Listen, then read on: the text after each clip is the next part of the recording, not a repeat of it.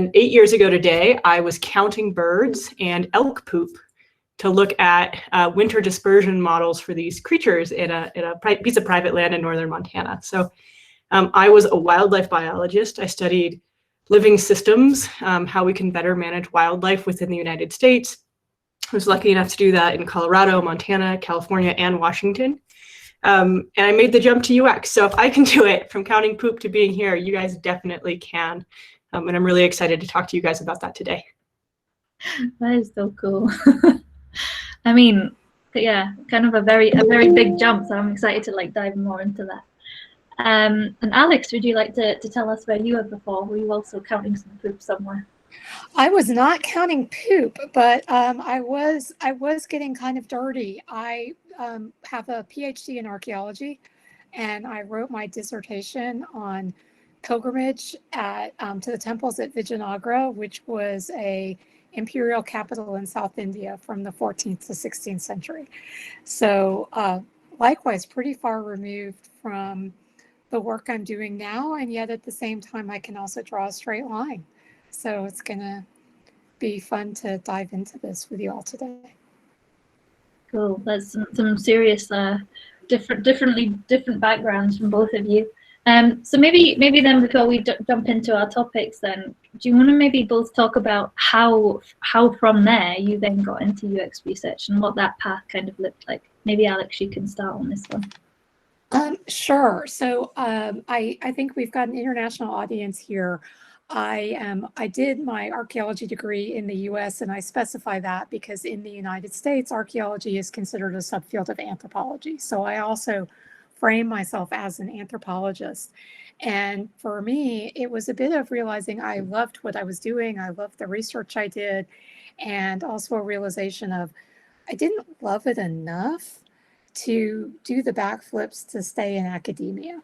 I didn't necessarily not want to go into academia, but I didn't want it enough to do what I needed to. And at about the same time, actually at the American Anthropological Association meetings that happened to be in Chicago that year, there was an open house at a design firm, and I suddenly met all these anthropologists who were working in design firms, and it kind of opened my eyes to there's another world out there.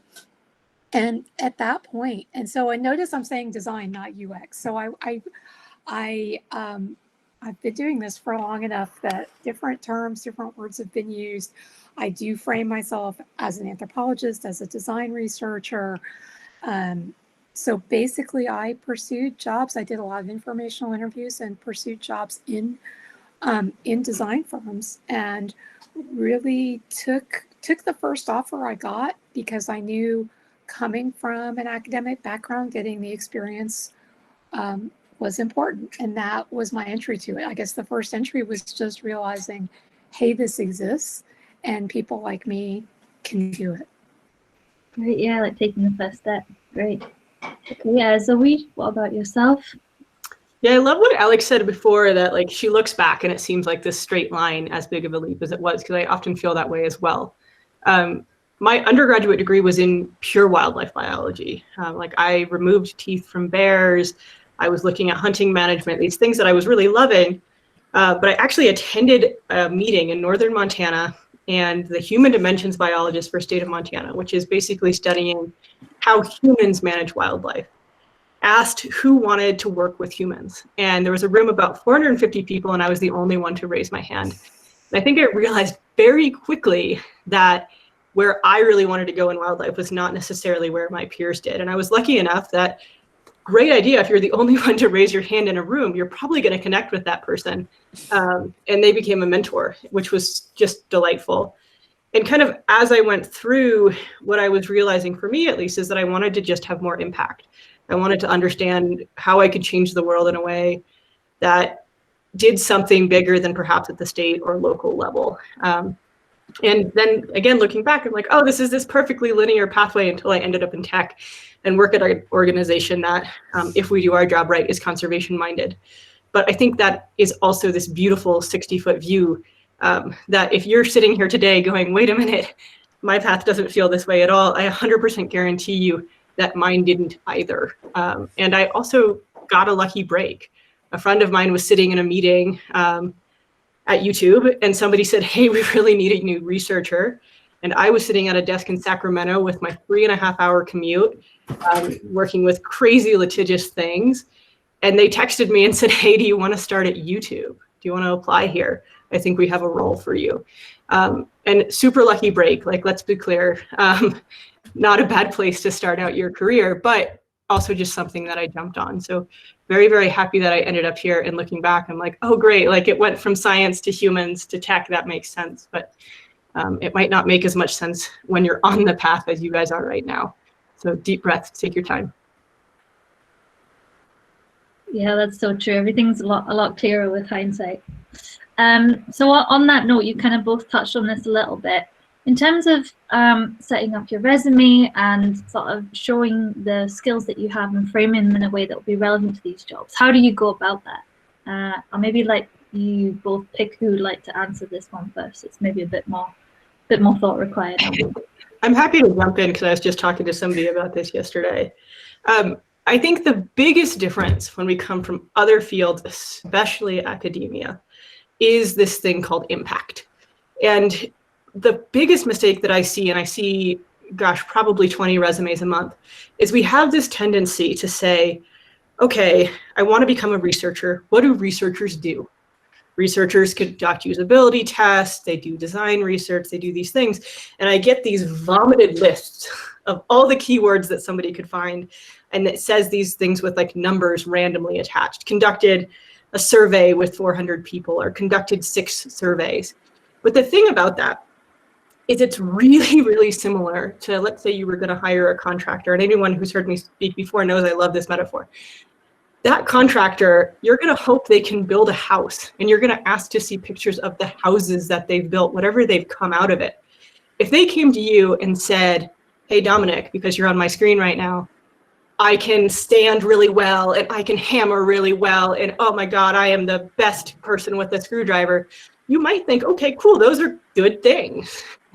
But that's not the person you're going to hire, right? Because just because they can hammer well and screw well does not mean they can build a house. So when you're building your resume, show me that you can build a house. Focus on that impact. What was the outcome of your work? What did you change in a product? What did you change in academia? And maybe this means that you published a paper, but if somebody else used that paper and developed a brilliant advertising campaign and cited you for it, that is also your impact. So those are the things I want people to think about. And the way that's really helpful to do it, at least for me, is to make sure every single line of your resume passes the grandma test, which means that you're not very tech literate, but kind grandma should care and understand every line of your resume. And if she goes, oh, I don't understand it, I don't get it, I don't get why you're telling me this, it's definitely not going to get through a hiring manager either. And you might think, but wait a minute, they know more. We do, but we're really, really busy, and we're reading these things quickly. And the point of a researcher is not just to do research. You have to be an advocate. You have to fight. You have to fight for the user, fight for the outcome. And I'm looking for that in your resume. So that's kind of the thing to think about, is why did what you do matter? And then work backwards from there into something that fits into 1 or 2 lines. Yeah, you Zoe just put that so well. I will add to it in a slightly different way by saying, the story I often tell is that when I was in grad school and applying for these jobs outside academia, one of my friends said to me, you know, that's so great that you can do that. And I had done a little bit of consulting work as a graduate student, but she said, that's so great that you can do that. I don't have any, I can't remember, if I don't have any experience. I can't remember if said experience or skills, but like, I was like, what do you mean? You've gotten grants, you've led teams. So you have to kind of step back from the list of things you've done, which is, especially those of you who are younger, that may have been what you were taught in a resume, just like list it out and think more about how is this, so I'm kind of adding to the impact, and how is it relevant? So again, I've had these coffee house hours and I've talked to people who said, I've done nothing like this. And they've already told me enough about themselves that I can say, what about this thing? What about this community organizing you did? What about this?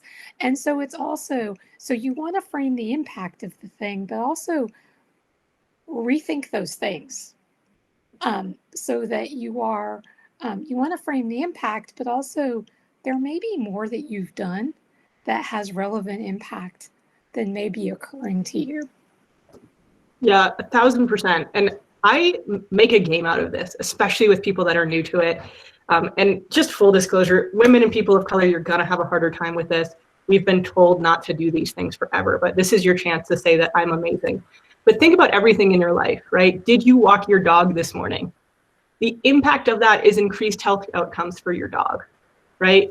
That's not why you did it. You did it because you're supposed to, but that's the impact, right? You made breakfast, you increased your own productivity today, right? Those things, just start to reframe it. And even like, are you a makeup salesperson, right? You're helping people match, like find what they're looking for, helping them achieve a goal through a product. And you're figuring out how to present it to them and show it to them in a way that works.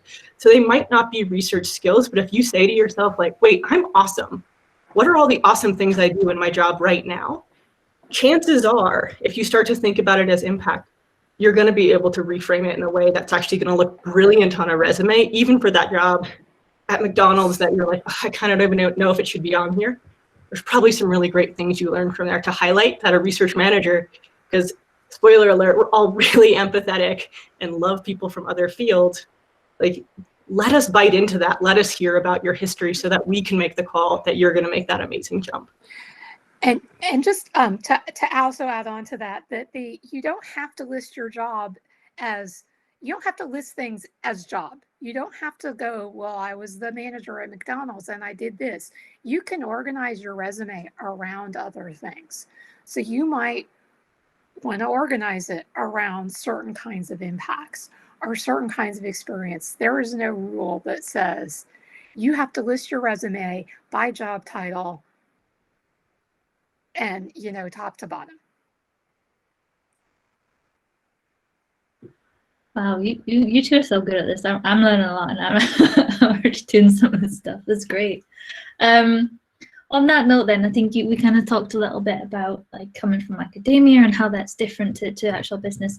How do you need to adapt things for that? Because obviously, you know, we're talking about showing what your skills are and reframing them and making sure you're explaining the impact. But how do you adapt to that new way of thinking and that new way of approaching problems from academia? I'd say one of the biggest things to adapt to from academia, and probably more so graduate programs than undergraduate, but academia has a focus on being right. You get taught to be right and to argue your case eloquently. Guess what? That doesn't go over well in a collaborative business environment. Even in a non-collaborative business environment, that doesn't go over well. So where you have to switch, and I'm not saying that it doesn't matter to be right, but it matters more how you interact with those other people and how you influence them. And you're going to influence them in other ways than with your facts. So, and this is like actually a great role for a researcher, especially a human researcher, because you need to start to understand the humans you are working with and working for and who are your clients and how to talk to them and how to show them that you're on their side and that what you're doing is actually, you know, how to frame what you're doing in a way that they can understand as a benefit to them. And those are not skills that you learn in university most of the time. Yeah, I definitely agree. Research at university is very much in a vacuum often. We come out of it and we're like, here's my paper that anybody could read, and this is so lovely. And I'm kind of done at that point. Maybe I'm working with some sort of nonprofit and I'm going to develop an action plan off of that. But for the most part, you're done, right? And you're hoping that it could work for a farmer in Nigeria just as well as it could work in a farmer in Kansas. So not the thing we're aiming for in industry. For one, I work at Lyft. I'm not giving shit all to Uber, right? I'm keeping everything for myself. And that's going to be a piece that you're dealing with, which means that you are going to be building the perfect thing for your people, right? And that means it's not going to be right. It's going to be adaptive. You're going to change. And you're always going to be working with imperfect information. Also, my master's, unsurprisingly, took 2 years. In the last 2 years, I've done like 37 research projects. None of them to the quality that my master's would be, but my team's really happy, right? We're able to make decisions, we're able to go. And I often say, like, this is the 80% rule. If you are one of those people that likes to get through something and say, okay, I think this is it, and hates polish, you are going to be an amazing researcher. Polish doesn't necessarily help. There'll be 1 or 2 decks a year that you really, really make beautiful and really help. But otherwise, you're just trying to tell your team what to do, what's next. Now, this is one of the things I see it really often with academic researchers, especially their first year in industry, is they make these beautiful decks and they're like, here's the data, here's what I found, here's why it's interesting. And what they're missing is here's what you should do. But these slides are often like 100-slide decks. If you look at an experienced researcher, their slides are going to be 15 to 20 slides long and basically going to say, here's what you should do. And here's a little bit of evidence, and I'm happy to share more if you want. Or all those slides are hiding in the appendix for later. Because your team doesn't need to know what's happening. They need to know what to do about it. They are busy, they have other constraints, and they have other goals, right? They are trying to launch things. They are trying to get promoted. They are trying to make money, some of which will align with research, some of which will not. So it's really up to you to make sure they know what to do and why to do it. Now, you're going to present data that they're going to say, I disagree. I don't think this is what we should do. I love those moments. To get to those moments, you have to tell them, you have to give something to bite into, because otherwise they're going to interpret the data the way they want to, or worse, not do anything with it at all and keep on the path they were already on.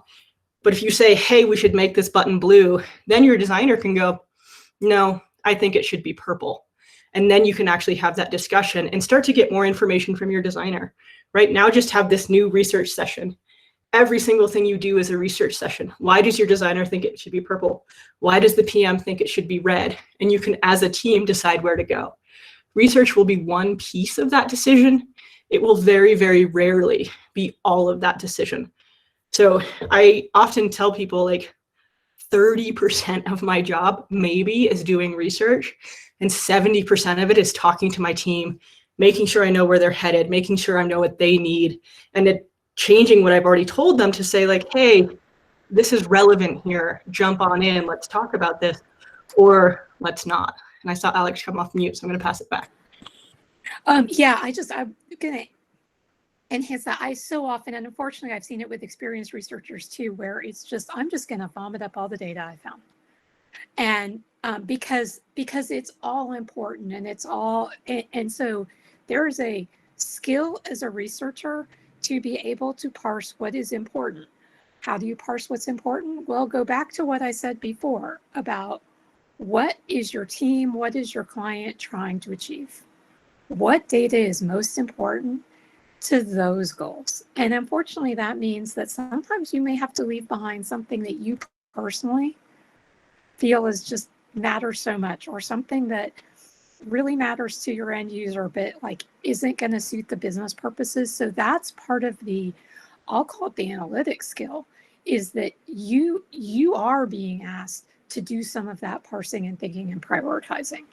And that also involves knowing pieces of the business as well, knowing all the other moving parts, so that you can understand, like, man, I really don't like this, and this really isn't what's best for my end user, but it's a compromise I'm going to have to make because we're building a product that's trying to make money, or I work in government, and sometimes it's just, you know what, there's a stakeholder who's loud, and we just have to give and take here. And so, again, think of it as this broader, you know, it's your meta research project to have all of that understanding and bring that in.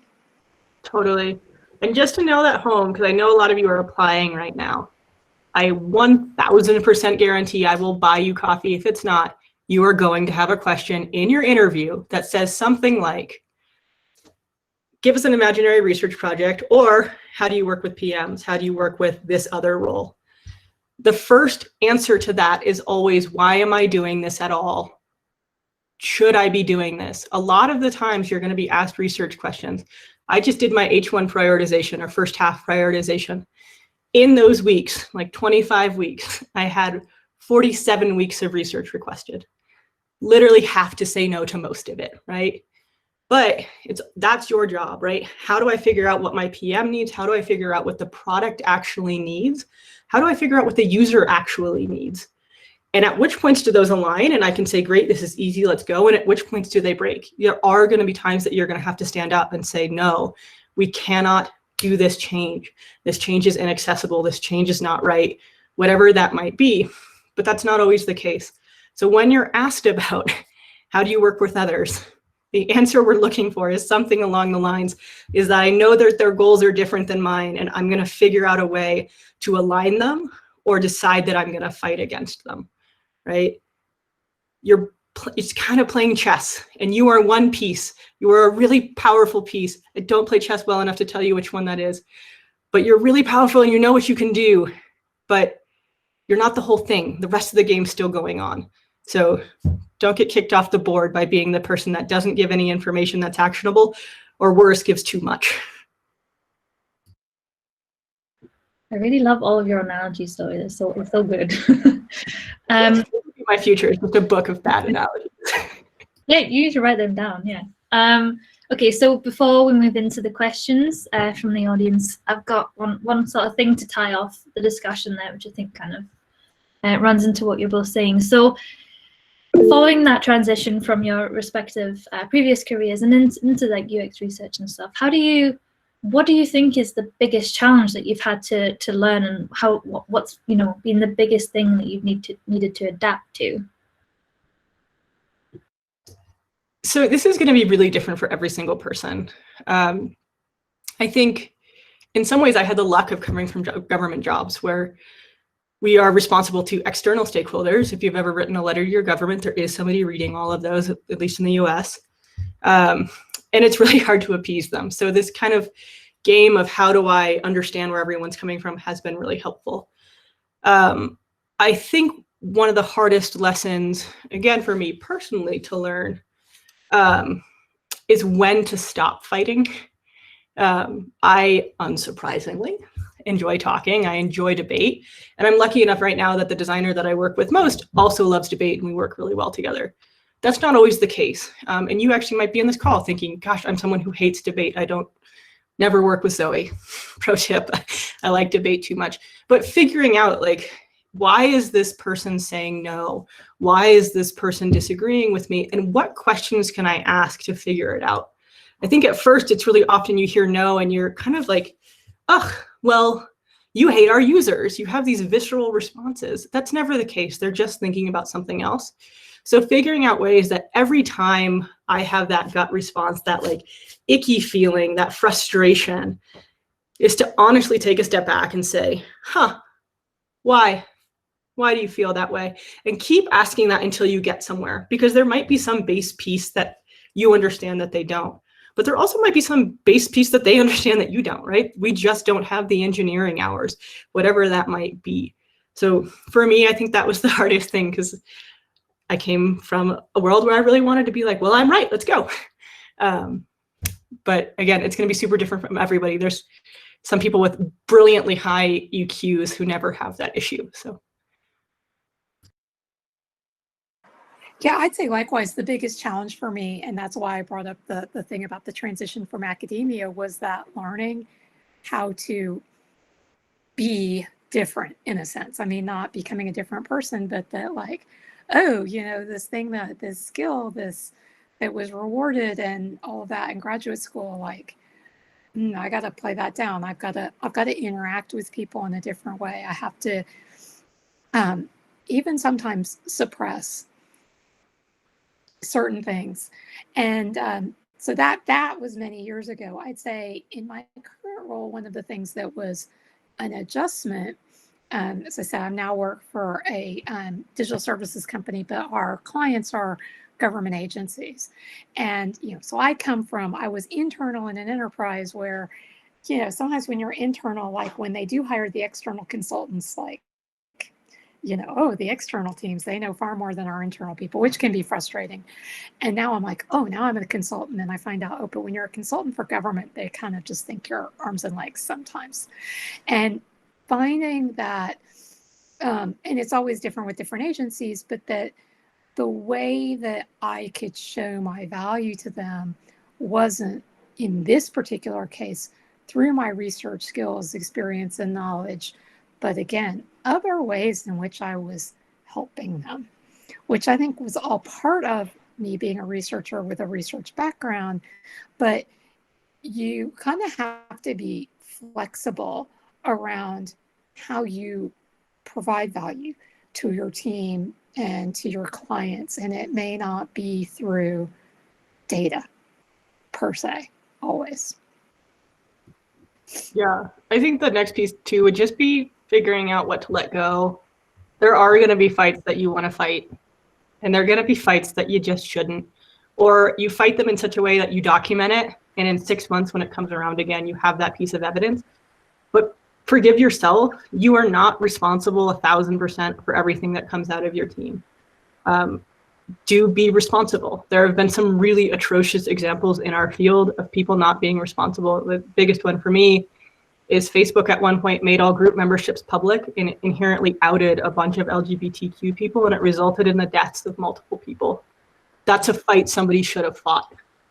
But there are times that you have to just let it go. And even though you're right, and even though it's right for the user, saying to yourself, I have tried, and it's time for me to move on, like let that emotional attachment to it go.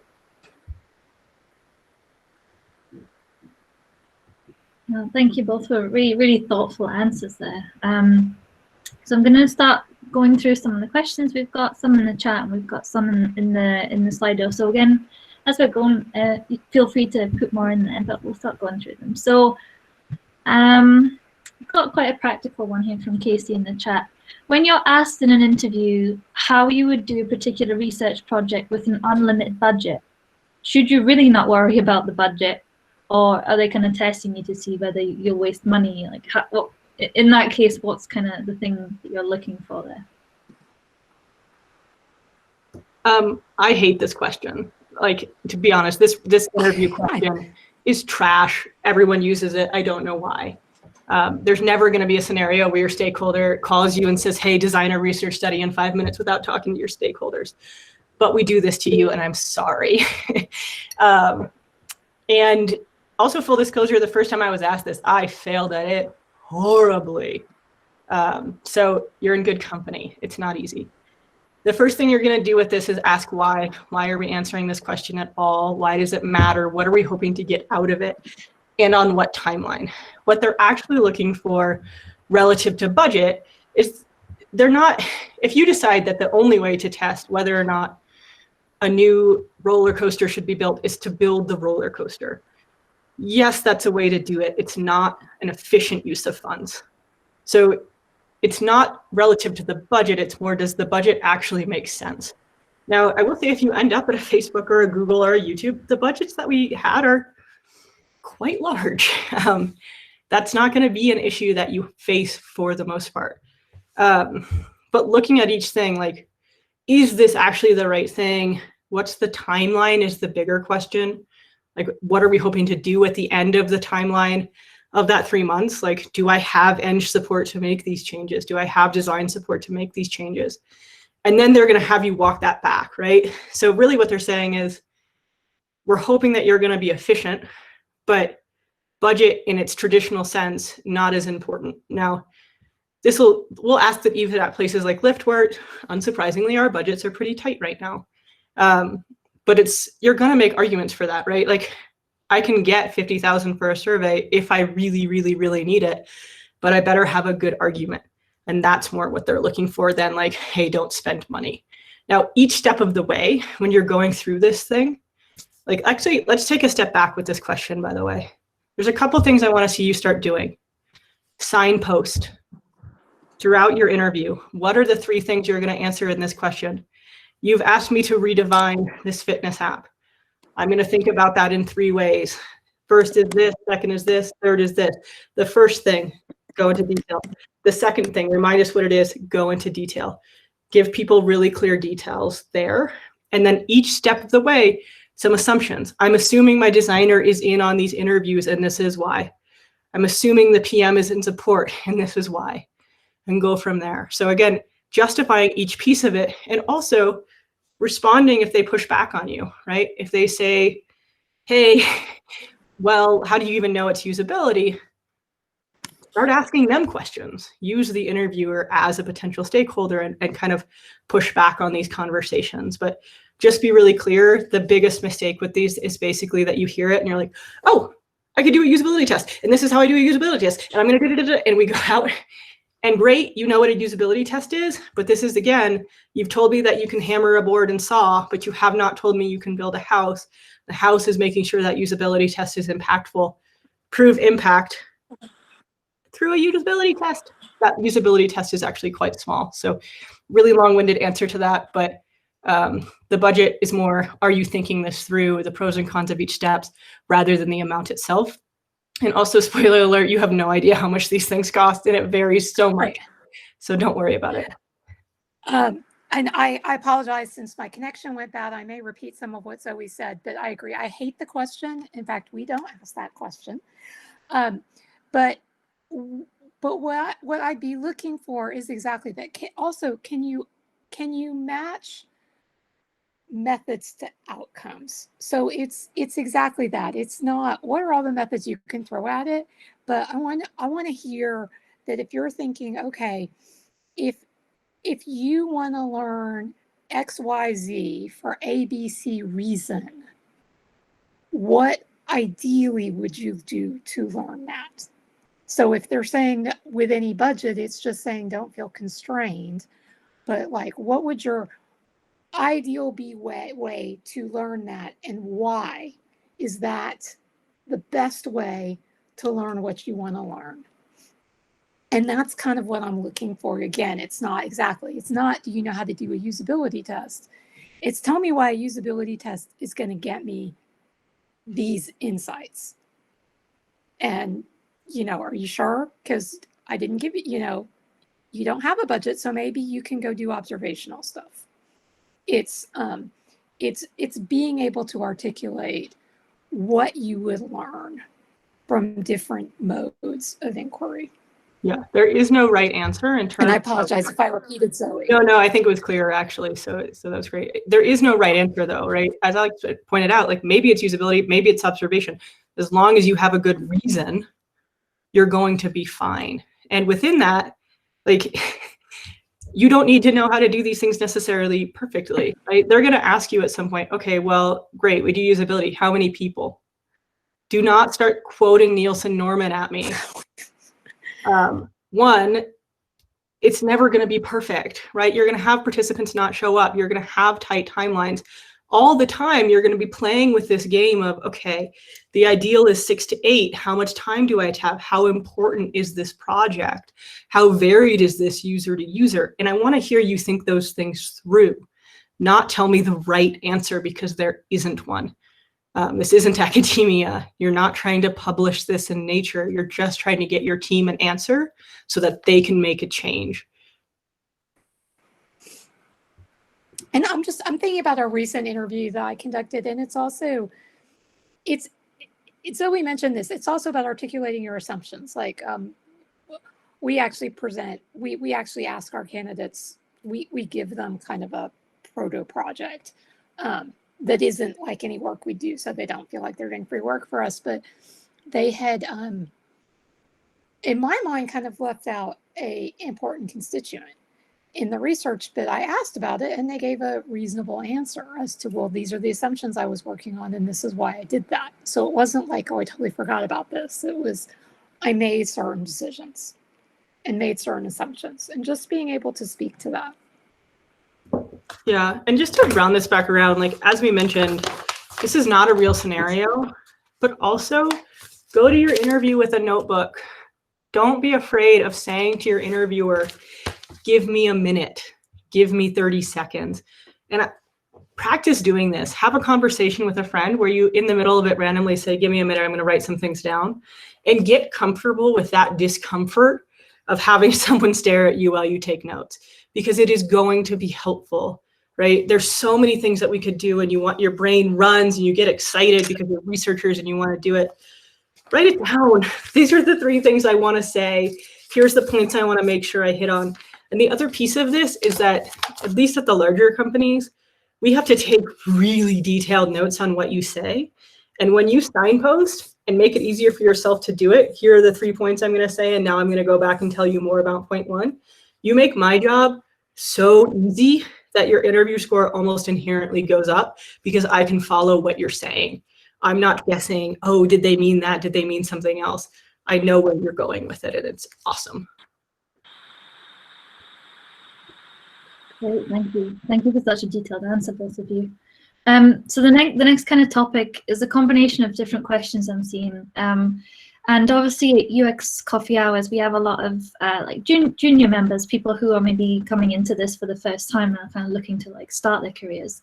So a few of these questions around the thing of, how do you show impact? How do you show projects when you haven't done like a lot of work before? And how do you get the recruiters to take you seriously? I don't know if we can kind of talk more about that from like a junior perspective. I'll jump into that one. In fact, I have someone who I used to work with, who I mentored, and who was actually concerned because they thought by showing impact, it meant I have to show numbers. Like, do I have to show like what % increase in usage? And that because you hear about like SMART objectives. So like this, it kind of took me a while to like walk her down from the cliff of like, no, you don't have to show like the kinds of thing, you know, usage increased by 50% because of this thing. It's not that kind of impact, but it might be what did you learn and why did it matter at whatever level? I mean, so I've also had that people who are like, well, I did this project for school but it was, you know, for school. So it wasn't like, okay, but like you can still talk about what was important about what you learned. So, so there's a lot of ways to pull out the what matters so that it's more than just a list of, I did 10 interviews. Yeah, 1,000%. And I will say, even once you're in at these companies, you're under really strict NDAs. You're not going to be able to share most of what you did anyway, or even conceptualize that, right? Like increasing YouTube watch time by 1% is billions of dollars, right? Like, it's just going to vary. And usually those stats to some extent don't necessarily make sense. Like, I have worked in fields where they matter, and I've also written resumes where they matter. And I can tell you that I increased female participation in Blackburn Design's Instagram by 35%. That really helps when they only had 100 female followers to start out with, right? Impact is a little bit of a game, but why does it matter? Why can you make your grandma care about it, right? Like, even just getting something onto a roadmap is huge, right? When I was at YouTube, there was a woman I worked with. She's one of the most brilliant researchers I've ever worked with, named Anna. And she figured out that you couldn't log on to YouTube on TV if you were blind, which you might be thinking, wait, blind people don't watch YouTube, but actually they do in really high rates. And all she was able to do, 6 months of hard work, was get it onto a roadmap. But that is huge. She convinced a huge company to alter their roadmap to make this thing happen. That's great impact, even though this doesn't, we don't know how many people it affects. We don't know how much watch time effect, if it made money, if it lost money, right? Whatever those is, but that's still a huge impact. And I think your grandma would probably agree, right? We've made it easier for her to log in with declining sight, whatever that might be. So don't get too wrapped up into that. And again, you're probably not going to have numbers that you can share publicly even when you're in. Now, the question of like, how do I get that recruiter's attention when they might stare at me and say, oh, they only have 2 years experience, or they only have this, that, or the other. The first thing is referrals. Now, there are websites where you can pay for this. Don't do that. It's a waste of your time and money, and it's corrupt and it's dumb.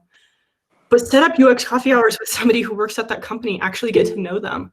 Because I can then refer you and say, here's why Sonia is so amazing. She's got these 5 things that really stand out.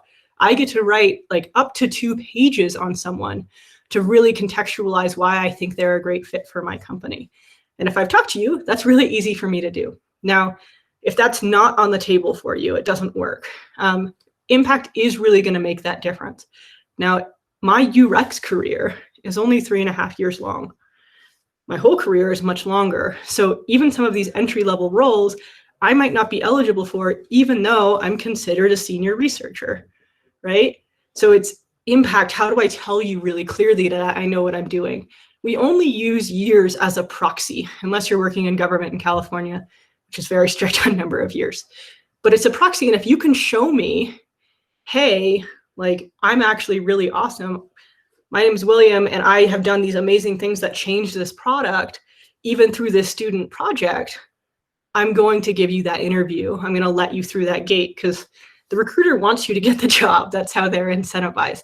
So just make it really easy for them to glance at your resume and say, huh, well, I know the hiring manager won't be upset that I passed this on. And that's going to be that impact. Now, I am happy to look at your resumes. I'm happy to provide feedback. Usually when I say this, I get swamped with like 25 of them. So it would probably be January at this point. But let me know, like, we can help you get through that first barrier, but impact, impact, impact. Play that game, and then chances are you'll get through the door. Perfect. Thank you so much. So I'm going to take another question now as well. This one's quite highly voted up the rank. Any advice on UX research projects to show in portfolios? Are there things that we should try to show that you would recommend? I mean, the thing with portfolios, again, this gets back to what can you show? As Zoe said, in some cases that you can show very minimal things. I think, sorry, I've been doing this long enough that portfolios for researchers weren't a thing until more recently. So I don't even know that I have a very good one. I have a website that's really sort of for when I'm doing consulting work. But I'd say some of what I want to see, if possible, is variety. Just kind of what's your range? And again, that same sort of thing on the resume isn't like, oh, I did this usability study and I did this, but that you understand why those projects mattered. And I can, maybe that's a little bit more open than impact, but that, that yes, it's a chance to sort of say, yes, I do have a reasonably decent toolkit at my disposal, but that I know what to do with it. So, I mean, I don't want to sort through 10 projects, but, 3 or 4 different nature of things that show some variety and that you can say why it matters or why it was an important project. Totally, 100%. Whatever you're going to present with it, that first paragraph, if that's the only thing the recruiter reads, it should pass the grandma test, it should pass the impact test. Now, I will say, I don't have one. And I know a lot of people that don't have them. It's going to vary. And I will say I've also noticed a huge variation in Europe. They seem to be more important in Europe than they are in the States. I would not encourage you to spend an insane amount of time on this. And the reason for that is that for most of these tech companies, you're also going to have a presentation of your work. And that's going to involve presenting your background and then 2 or 3 projects. I generally recommend 2, so you get about 15 each, 15 minutes for each one. And you're going to walk me through it. Now, how do I actually show impact in this thing in a way that's interesting, especially if I can't share anything? One of my favorite ways, I'm going to drop this in the chat, is Joseph Campbell's Hero's Journey. Now, you're probably all like, oh my God, high school was forever ago. I don't remember what this was. Totally fine. It's basically a story arc, right? I'm headed out on my journey. I'm headed out to conquer the dragon. Why do I want to conquer the dragon? People couldn't log into YouTube if they were blind. That's a big deal. Okay, what was difficult about this? It was hard because the stakeholders weren't invested. There wasn't a clear economic outcome. People were already overworked. How did I overcome that? I'm pretending to be Anna here. Here's all the things that I did to really get my team invested. I conquered the dragon. I got it onto the roadmap. What happened after that? It started to get built, right? Tell this as a story. How are you conquering your dragon of this project? Somebody just put a cool YouTube channel on this. But tell me that story. If you just tell me like, well, here's the project I got assigned, and then this is what I did, and then this is what, I don't know, da-da-da. One, they're always like 10 pages long. Please stop doing that. Max out at like 2 pages if you're going to write it out. But give me something that's going to be interesting, that I want to read, that's going to get my attention. Because at the end of this, I'm not only looking for you to be a good researcher, I'm looking for you to be able to bring your stakeholders along, to bring people together who do not want to work together, and show me that in your portfolio, that you know how to bring people to the table. Storytelling is an amazing way to do this. Like, write the kids' book version of your project and then make your portfolio. And I'll actually say, at max 2 pages, and you should only be 2 pages if you've given me lots of visuals as part of that 2 pages.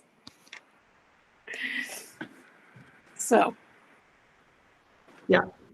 Visuals are awesome, by the way, especially if you're applying at one of the big ones. We use cat GIFs in our decks all the time. I don't actually know if that's true in London, but at least on the West Coast, like, all of our meeting rooms at YouTube are named after memes or like Chuck Norris. So it's a fun place to be, show your personality, have a good time with it. If you are applying to a banking firm, please don't take that advice, but like, think about your audience. We're not scary.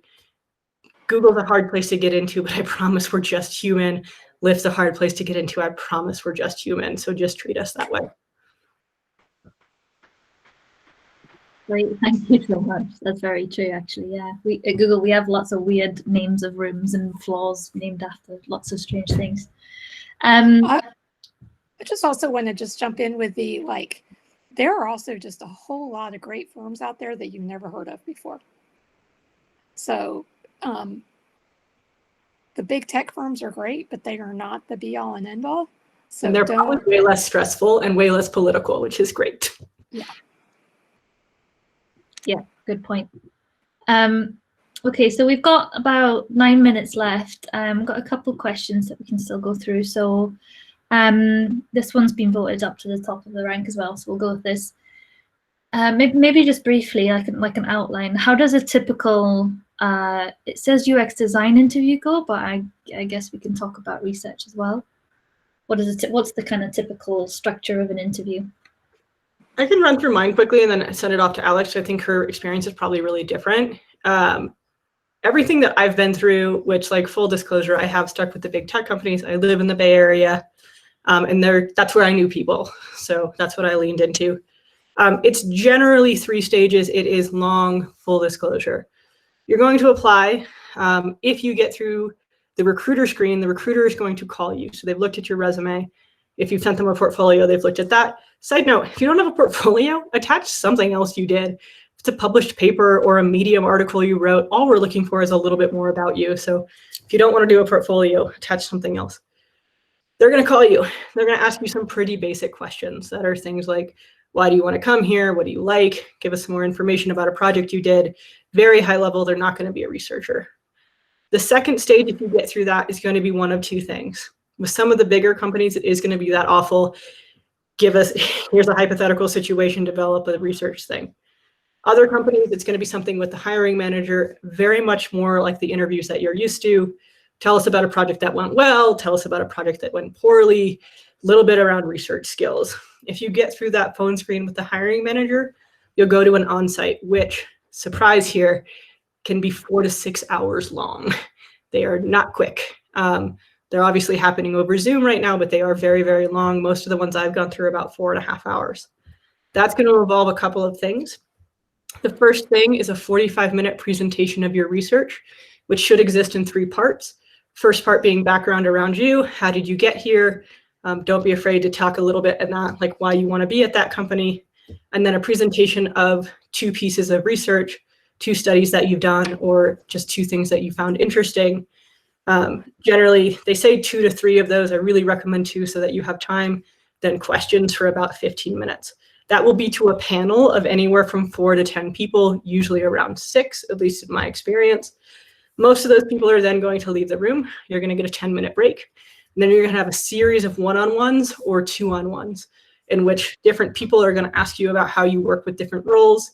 That's going to be broken up into a couple of different concepts. One is things like research skills, but then also working with others, taking feedback, giving feedback, things along those lines. And then if your second interview did not have a research practicum piece of it, there will be one on the onsite in all likelihood. Sometimes they will allow you to prep for this by sending you the brief 2 or 3 days before. Sometimes they will not. They will give it to you in the room. You'll have a chance to ask them questions. That person will leave, and then you can work out on the whiteboard what you would do. They will come back and you will give a mini presentation on what you're doing. That is at least the experience that I have had and that I've put people through. But Alex, does that align with yours? Yeah, I've been through that, and that's somewhat like what we did when I was in the enterprise. Is that there's, and so I'll also emphasize, I'll kind of start from the beginning. Yes, in almost all cases, you're going to start with the recruiter, and again, the recruiter's making sure that you are who you say you are and you're qualified. And I'm saying that because I have another friend who's not in UXR, he's getting into the field somewhere else, and he was like treating the recruiter interview like a big deal. And we are kind of like, no, this is what, I mean, it is a big deal, but this is the recruiter interview. Don't. And then, and it can vary. Then you will have like, yeah, it might be the hiring manager. We've actually shifted away here at Ad Hoc. We kind of have a weird structure, but it is your next, like, and again, we're a remote company, so it's remote. You're going to have an interview with 1 or 2 people who would be on your team. So again, are you like, do they get the sense that you've got, you know, some of the basic things? And then yes, we have another one we call it a pairing activity. It's a practicum. We've switched from sometimes having it, you get in the room and then we give it to you, versus now we do send it to you in advance so you can spend more time. But it is that piece. And then you're going to get to the interviews with the higher, if you get through that, then you get to the interviews with the higher level people. Yeah, we aren't spending, which, you know, at a certain point, yeah, if you're talking to that person, it's kind of that final sign off, the program manager. I've also done the like all day thing. So I think the big variation is you are at some point, we don't actually have people present their past work. We just have them do that project. And been at Ad Hoc a little over 2 years. In that cycle, when I was interviewing, I wasn't asked for a lot of presentation of my work. It was more like, what can you do in the moment now? But be prepared for potentially a lot of one-on-ones with, and they will likely not all be with researchers. They will be with the other kinds of people who you may be working with. And actually, I would say if it's only researchers, run, because there's some reason that research is being really siloed at that company. And that's going to be really hard to overcome. Like, you want to be embedded with your team if you're going to have impact. And then also to plus onto that, your recruiter should be your best friend. Like, if it's an internal recruiter, maybe less so, but they want to get you hired too. If you are working with an external recruiter, ask them everything. What are they looking for? What was wrong with the last person? Why are they trying to fill this role right now rather than 6 months from now? And they can really help you prep for what those people are looking for. So don't be shy about researching your recruiter and seeing what you can find to really put your best foot forward, right? We're not trying to trick you into doing poorly. We want you to succeed. I also do pay attention to what questions candidates ask me. So, you know, if a candidate just asks no questions, that's kind of a warning sign. You know, ask me what it's like to work, you know, even if it's just what's it like to work? What do I like best? What are my struggles? But you can also ask me more, I mean, you know, yes, we want to know you've done your basic legwork, but you are also, and this is also sort of for you, you are interviewing the company as well. You want to find out if you want to work there. Yeah. I would say on the opposite end of that coin too, though, there's some great lists of like things to ask your interviewer that run around Reddit and things. Please don't list them word for word. I had someone do this recently and they're like, I have 6 questions. And I was like, I saw that on Imgur yesterday too. Yeah. Now, like, you don't care about the answer to this. Make sure it's something you care about, right? Don't ask a question because somebody on the internet told you to, but definitely ask questions. And don't be afraid to put them in the hot seat, right? Like, do people of color succeed at your company? What is representation like at your company? How will you help people in minorities succeed? Whatever you're concerned about, push on it, right? Don't go to a company that isn't going to be healthy, because you're going to have to stick around there for at least a year, especially if you're junior, or it's going to be rough.